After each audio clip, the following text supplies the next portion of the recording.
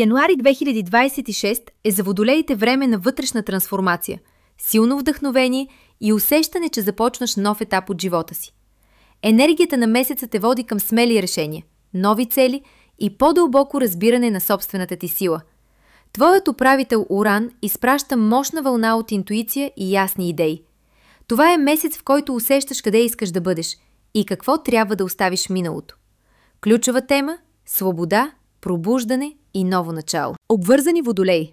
Връзката влиза в период на изчистване и обновяване, но това е положително. Говорите открито, разбирате се по-добре и изглаждате стари недоразумения. Възможен е важен разговор за бъдещи планове, съвместно домакинство, пътуване, нова стъпка напред. Партньорът търси стабилност, а ти свобода.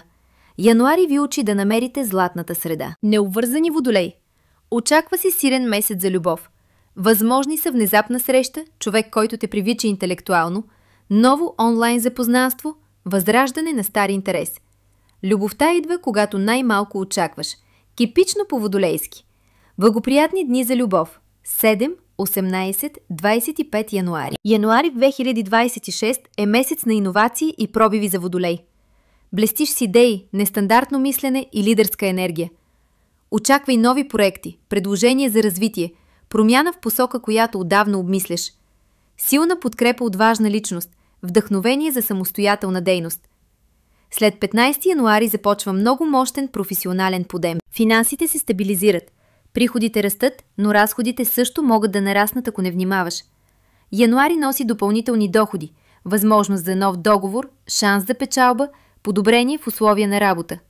Съвет: не давай пари на заем този месец. Енергията не е подходяща. Енергията ти се вдига постепенно. Има риск от напрежение, нервност, преумора, безсъние. Подходящо е да започнеш нов режим или детокс. След 20 януари усещаш лекота и прилив на сили. Съвет от Вселената. Довери се на новото. То вече е по пътя към теб.